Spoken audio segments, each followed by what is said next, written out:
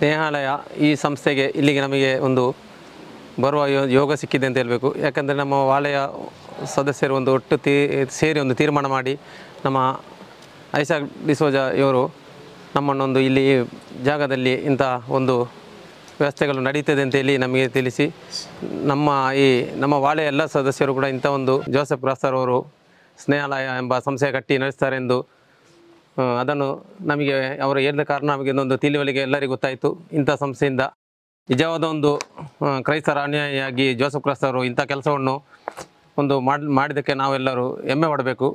ಇಂಥವರು ಸಿಗುವುದೇ ಕಡಿಮೆ.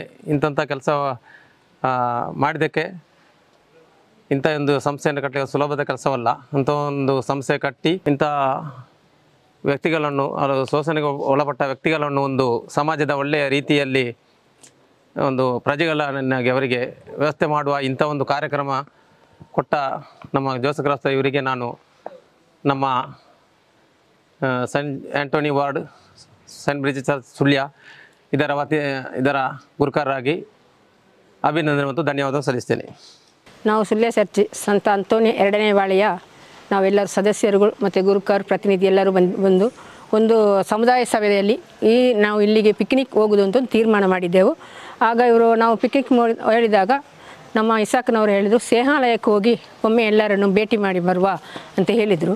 ಆಗ ನನಗೆ ಹೇಗೆಪ್ಪ ನಾನು ಹೋಗೋದು ಅಲ್ಲಿ ಹೇಗೆ, ಯಾಕೆಂದರೆ ನಾನು ಇದರಿಂದ ಮೊದಲೇ 2 ಸಂಸ್ಥೆಗಳಿಗೆ ಹೋಗಿದ್ದೆ, ಅದು ನೋಡಿದೆ, ನನಗೆ ಅದರಲ್ಲಿ ಬೇಜಾರು ನನಗೆ ಉಂಟು.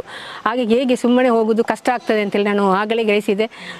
ಆದರೆ ಎಂತ ಮಾಡೋದು, ಬಂದು ನೋಡಿದ ತಕ್ಷಣ ಸತ್ಯ ಕೇಳೋದಾದರೆ ನನ್ನ ಮೈಯೆಲ್ಲ ನಡುಗಲಿಕ್ಕೆ ಶುರುವಾಗಿದೆ. ಒಂದು ಥರ BP ಏನೋ ಒಂದು ಹಾಗೆ ಅವರು ನೋಡಿದ ತಕ್ಷಣ ಅಷ್ಟು ಬೇಜಾರಾಗಿದೆ. ಆದರೆ ಆ ಸಂಸ್ಥೆಯನ್ನು ಇವರು ನಡೆಸ್ತಾರೆ ಅಂತ ಹೇಳಿದ್ರು ಅವರಿಗೆ ದೇವರು ಕೊಟ್ಟ ಕೃಪೆ ಅಂತ ನಾನು ಗ್ರಹಿಸಬೇಕು. ದೇವರು ಇಂಥ ಕೃಪೆಯನ್ನು ಎಲ್ಲರಿಗೂ ಕೊಡುವುದಿಲ್ಲ. ದೇವರು ಇವರಿಗೆ ಕೊಟ್ಟಿದ್ದಾರೆ ಅಂತ ಹೇಳಿದರೆ ಅದು ನಮಗೆ ತುಂಬ ಅದ್ಭುತವೂ ತುಂಬ ಸಂತೋಷವೂ ಆಗ್ತಿದೆ. ಅದನ್ನು ಬಂದು ನಾವೆಲ್ಲ ನೋಡಿದ್ದಕ್ಕೂ ನಮಗೂ ತುಂಬ ಅದು ಹೆಮ್ಮೆ ಇದೆ. ಇದನ್ನು ನಾವು ಹೋಗಿ ಇನ್ನೂ ಅಂತೋನಿ ವಾಲೆಯಲ್ಲಿ ಇದನ್ನಿಟ್ಟು ಒಂದು ಮಾತನಾಡ್ತೇವೆ. ಇದಕ್ಕೊಂದು ಉಪಕಾರ ಮಾಡಬೇಕಂತ ನಾವೆಲ್ಲ ತೀರ್ಮಾನ ಮಾಡಿದ್ದೇವೆ. ಖಂಡಿತವಾಗಿ ನಮ್ಮ ಕೈಯಲ್ಲಿ ಆದಂಥ ಸಹಾಯವನ್ನು ಖಂಡಿತ ಮಾಡ್ತೇವೆ.